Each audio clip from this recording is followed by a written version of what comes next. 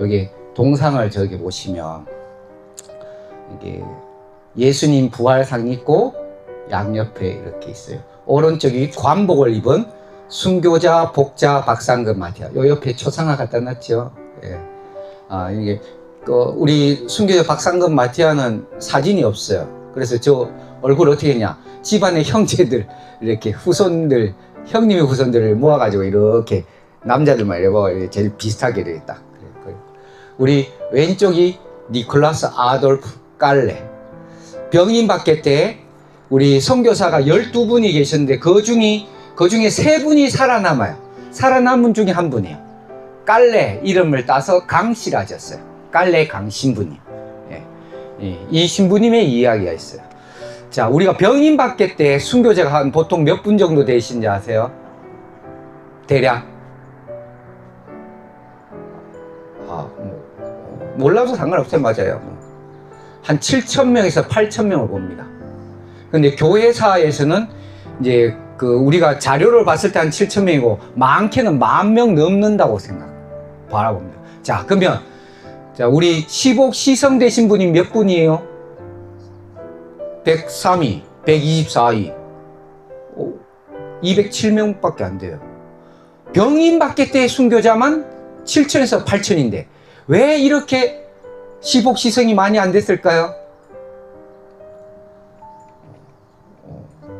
이거는 우리가 노력이 부족해서가 아니라요.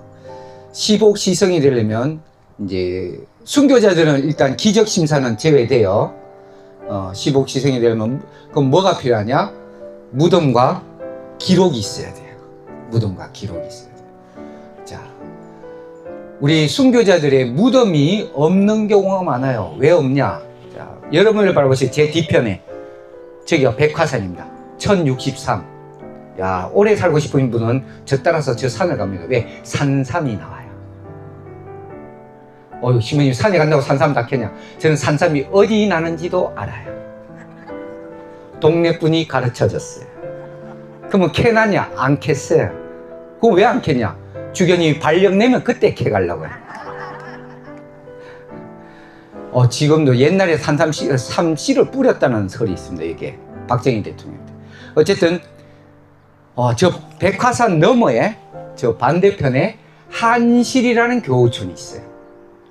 지금은 교우들이 살지 않는데 아주 골짜기예요. 자, 우리 강이 크면 한강. 또 질문할 거가 걱정하셔. 질문 안 할게요. 걱정하셔. 자, 고개가 높으면 한티. 그러면 골짜기가 아주 깊고 길어서 한실입니다.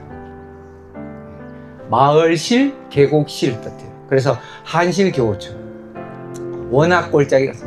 그래서 우리 경상도 땅에서는 가장 먼저 생긴 교우촌이에요. 그래서 1801년에 교우들이 살기 시작했는데요.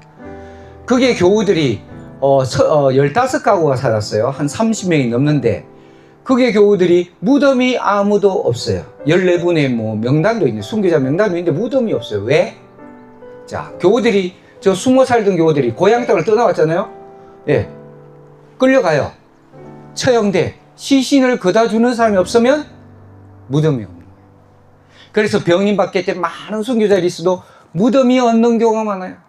그 다음에 두 번째, 이름을 잘 몰라요. 신부님 왜 이름을 잘 몰라요? 예, 교우들 간의 이름을 잘 안 가르쳐 줬대요. 왜? 밀고자가 있었어요. 그래서 기껏 가르쳐 주면 김베드로, 김바오로 막 이렇게 가르쳐줘요. 세례명을 가르쳐줘요. 그러다 보니까 저 교우들이 순교하고 나면 이제 살아나면 이제 이쪽 다른 교우촌의 교우들이 다른 신부님한테 알려. 선교사님인데 저기 교우들 누가 순교했습니다 하니까 이름을 내니까 이름이 정확히 뭐냐니까 그러니까 무덤을 나중에 찾아도 이 베드로가 그 베드로인지 확실하지 않아서 시복 시승해요. 그래서 무명 순교자묘도 많아요. 기록이 없는 경우. 그렇게 따졌을 때 우리 순교자 박상금 마티아는 참 운이 좋다 그러면 좀 그런데 참 복 받았어요. 왜? 우리 문경 일대에서 순교하신 분 중에 유일하게 여기서 무덤이 발견돼요. 어디? 저게 산비탈에 쪽에 있어요. 언제? 1981년도에. 어떻게 발견했냐? 요 마원 동네 사는 신자분이 저기 순교자 무덤이 있다고 알립니다. 왜 알리냐? 80년대 103이 시성한다고 순교자 현황대를 막 준비자 교회에서 막 순교자 참가부로 순교하니까 그분이 우리 집안에도 순교자 있는데요. 그렇게 대단하면 우리 있습니다 해가고 찾았어요. 근데 문제는 박상금 마티아는 기록이 없어요. 왜? 적어도 순교자들은 어떤 사람 기록이냐? 회장님 정도 되면 기록이 나와요. 여러분들 주보에 적어도 구리아 단장이 돼야 이름이 올라가잖아요. 사간부대가 올라가려면 좀 어렵잖아요.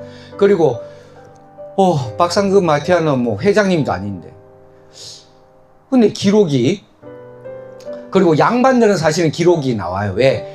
조정에 보고해야 돼. 양반을 처형하려면. 그래서 관에서 반드시 기록을 남깁니다. 그래서 우리나라 성인 중에 양반이 많은 거예요. 그러면 박상금 마티아는 양반도 아닌데 기록이 나와요. 어디서?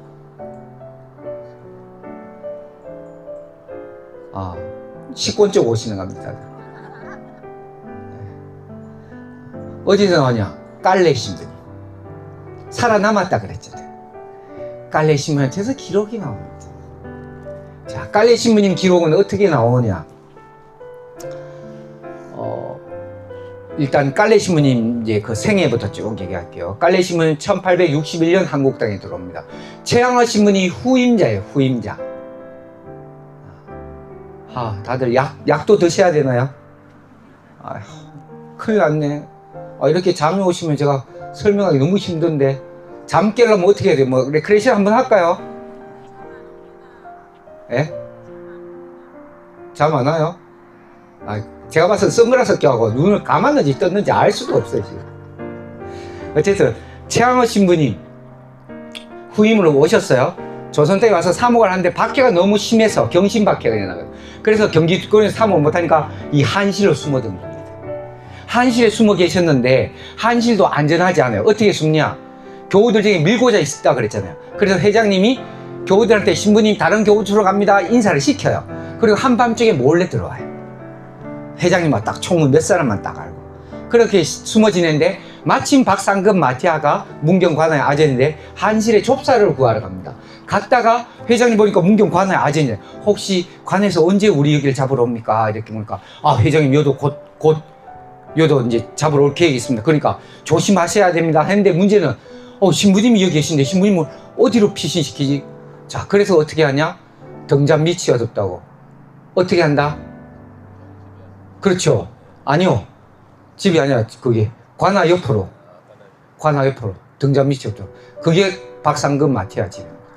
모셨는데 3일 만에 발각돼요. 3일 만에. 왜? 신부님이 하루 종일 3월달이면 골방에 혼자 계시니까 답답하잖아요. 문고리를 열어놨어요. 문고리를 채워놨으면 되겠네. 숟가락을 탁 꽂아놨으면 괜찮은데 열어놨어요. 열어놨는데 해가 지고 어둑어둑할 무렵에 동네 사람이 지나가는데 마침 그때 기침을 한 겁니다. 그러니까 동네 사람이 저 집에 창고방에 사람 소리가 나니까 어떻게 해요? 가서 문을 열어봤어요. 봤더니 어둑어두니까 잘 못 알아보고 한참을 쳐다보고 그냥 갔대요. 그래서 깔레심이 들킨 것 같아서 박상금 마티아를 불러서 빨리 도망갑시다 해서 밤 12시에 출발합니다. 마을길로는 못 오고 돌아서 산길로 해서 저 백화점 갔는데 저 산 중턱점 왔을 때 박상금 마티아가 지쳤대요. 왜?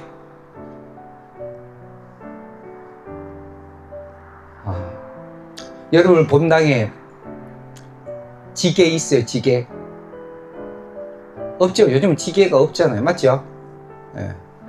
옛날에는 교우들이 신부님을 모실 때 지게에다 모셨대요.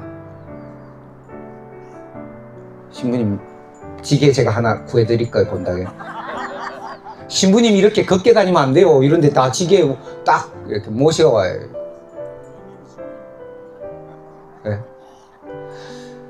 옛날에는 교우들이 신부 그렇게 아껴요. 어쨌든 물론 이 산비탈을 지게는 그리고 왜 지쳤냐? 박상금 마티아가 나무꾼이 다니는 길도 못 가지. 마주치면 안 되니까 산길을 막 내면서 가다 보니까 그 다음에 박상금 마티아가 문경관의 아전.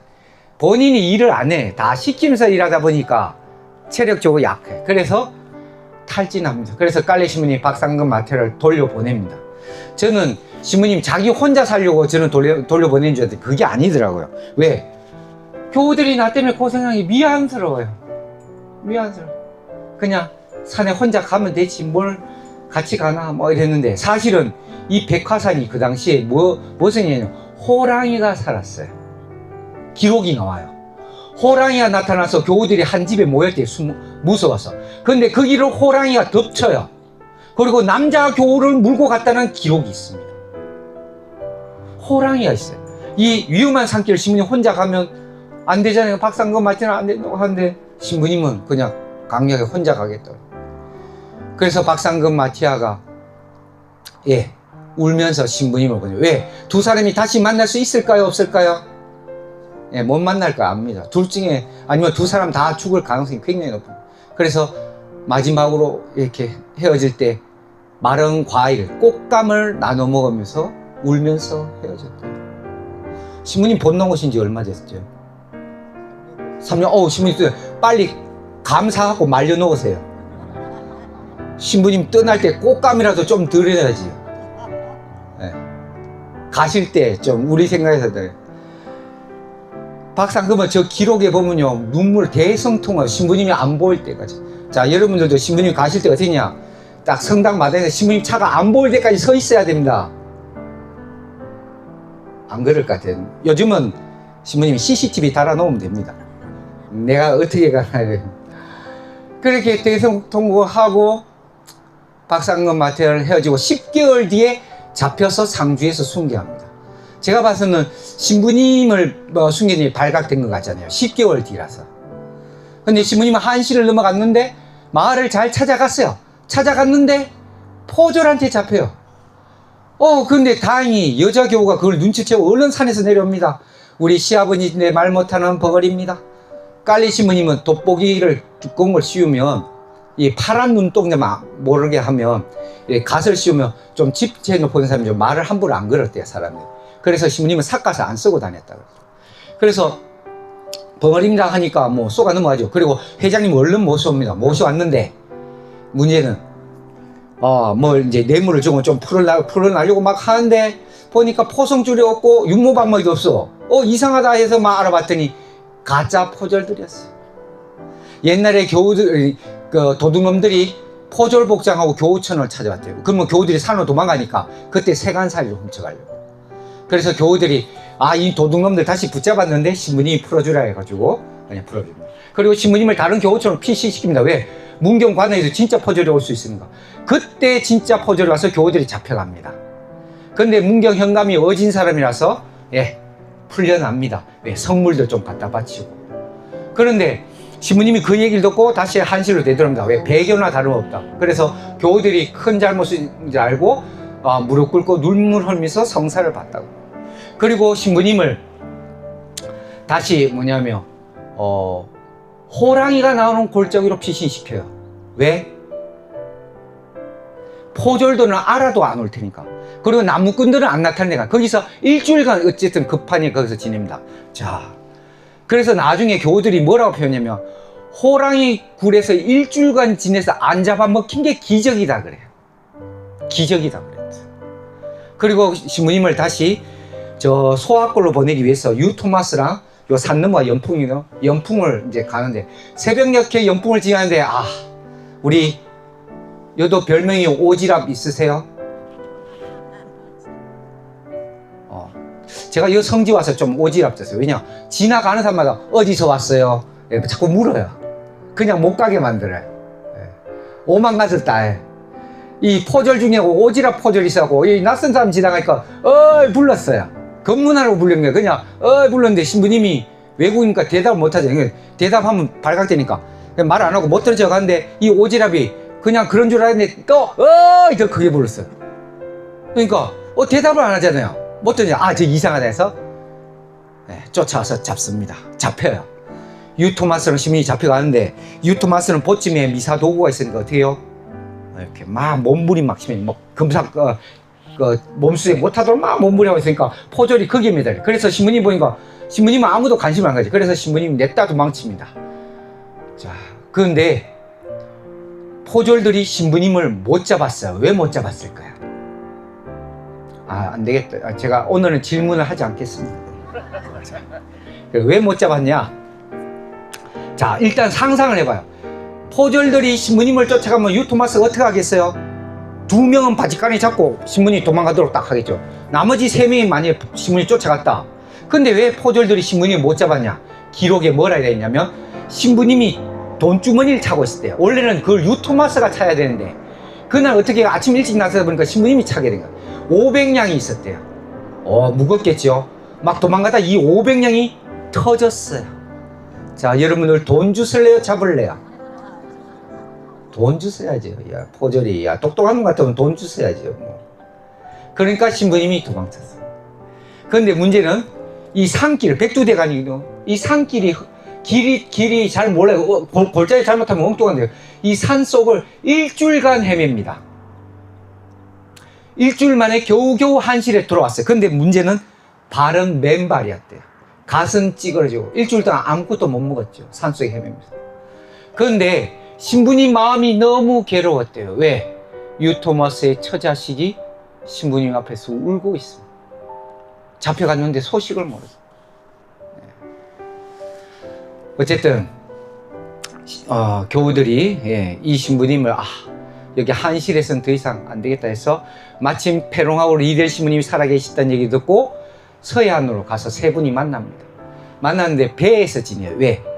사람이 오면 배로 저 나가 먼 바다로 가면 되는데 근데 그것도 곧 얼마 안 지나서 발각되는데요. 그래서 이분들이 선택한 게 뭐냐? 자수를 할까? 이제 고민합니다. 그래서 기도를 합니다. 식별하기 위해서.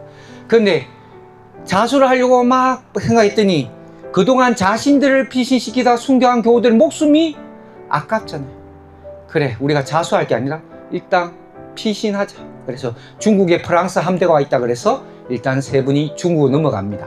페롱 신부님은 흥선대원군 남명군 도굴 사건에 관련돼서 이분은 파리 방주에서 나중에 조선에 사모해도 이분은 위험하다 해서 인도로 소임지로 바꾸고, 리데 신부님은 베르네 주교님이 순교하는 바람에 주교품 받기 위해서 로마로 가고, 깔레 신부님 혼자서 중국에서 4년을 기다린데 병이 너무나 악화됩니다. 그리고 조선에 들어갈 수 있는 길이 안 열려요. 의사 선생님이 당신은 더 이상 여기서는 기운이 너무 쇠약해서 약으로는 치료가 안 됩니다. 뭐로 치료가 돼요? 이럴 때는 보신탕? 아니요, 어머니가 해준 음식, 모국 음식을 먹어야 된다. 그래서 프랑스로 되돌아갑니다. 자, 그러면 이 깔레 신부님이 프랑스로 되돌아갈 때 와, 나는 살았다 하면서 막 그러면서 갔을까요? 프랑스 마르세유 항구에 도착했을 때 이분이 고개를 들 수가 없죠. 그래서 파리의 방정교를 안 갑니다. 봉쇄 수도원을 찾아갑니다. 근데 수도원에서 안 받아줘요. 왜? 건강이 안 좋다고. 그래서 아버지 신부를 찾아가서 1년간 좀 회복하고 다시 들어갑니다. 갔는데 꽁스땅이나 수도면을 받고 몇 달 못 지내서 또 병이 도져요. 그래서 결국은 고향 동네 주교님을 찾아서 본당 신부를 4년, 2년, 6년 동안 합니다. 본당 신부를 하는 동안 하루에 한 끼만 드셨대요. 왜? 아프리카 선교 갔다 온 스님이 본원에서 식사를 못 하더래요. 그래서 스님들이 스님 어디 편찮으세요? 했더니 스님이 아프리카에 있는 교우들을 생각하니까 밥을 먹을 수 없어요. 깔레 신부 이 산속에 숨어 사는 교우들이 얼마나 먹는 게 열악하겠어요. 근데 내가 살아와서 돌아왔는데 그 삼시세끼를 다 먹으라니 신부님 먹을 수가 없어요. 그래서 하루에 한 끼만 드세요. 와, 신부님 우리는 정말 다행이에요. 요즘은 우리 교우들은 야식도 먹고 세요. 우리도 한 4끼 이상은 먹어도 돼요. 그래서 신부님이 그 한 끼만 드시고 나머지 식사 비용을 돈을 모아서 파리 왕정계에 보내셨다. 성계에서. 그리고 결국에 이분이 트라피스트 수도원에 입회합니다. 원래는 9년을 해야 종신서원할 수 있는데 이분은 6년 만에 종신서원해요. 왜? 원장 신부님이 교황청에 유너 편지했습니다. 이 사람은 특별한 사람이니 종신서원을 6년 만에 할 수 있도록 허락해 주십시오 해서 6년 만에 종신서원하고 5개월 만에 돌아가셔요. 근데 그 5개월을 원장 신부님이 이분이 건강이 너무 안 좋으니까 남쪽 마르세유, 원래는 저 트라피스트가 저 북쪽에 있어요. 남쪽 마르세유에 있는 착한 도움의 수녀의 지도 신부로 좀 보내요. 그 지도 신부로 가서 3개월 동안 누워서 성사를 주는데 이 신부님이 돌아가시고 수녀님들이 이 신부님한테 감동을 합니다. 그래서 이 신부님 기록을 남겨요. 전기책을 내요. 이 책이 1959년대에 발간돼요. 우리 두봉 주교님이 대흥동에 보좌와 있다가 57년도에 책이 발간되고 주교님이 59년에 휴가 갔다가 파리 방정기에 이 책이 보내집니다. 그래서 주봉 주교님이 휴가 갔다가 조선의 성경 책이네 해서 한국에 갖고 오십니다. 근데 번역을 못 하시니까 한국말 썼더니 갖고만 계시다가 69년에 우리 안동 교구장에 되시고, 그러다가 81년도에 뭐 현양대 준비하는데 순교자 무덤이라는 게 발견돼요. 이분의 근데 기록이 없어요. 그런데 깔레신문이 이 문경에 대한 이야기가 있거든요. 거기에 봤더니 박상금 마티아하고 이렇게 백화산을 도망간 이야기가 나와 있었어요. 그래서 그 박상금 마티아를 시복할 수 있겠군 해서 85년도에 이 동산을 배입해서 일로 이장하고 성지로 지정되었습니다. 야, 그래도 연륜은 무지 못했네. 젊은 사람이 여기 박수를 못 치더라고요. 야, 그래서 끝날 거는 아셔요, 확실하게. 그래요. 깔레 신부님이 본인이 성인처럼 살아서 자기를 살려준 교우를 다 시복실성했으면 좋았지만 무덤은 이 고향 동네인 이 박상금 마티아만 무덤이 발견되니 이분을 대표로 복작품에 올렸다고 그래요. 그리고 여기가 성지가 지정되어서 깔레 신부님의 살려진 교우들의 이야기를 잊지 않도록 만들어줬어요. 깔레 신부님이 본인이 성인처럼 살아서 다른 교우들을 잊지 말아주세요 라고 해주신 것 같아요. 은혜가 풍부한 것 같아요. 그래서 우리 교구는 여기를 사제와 평신도의 우정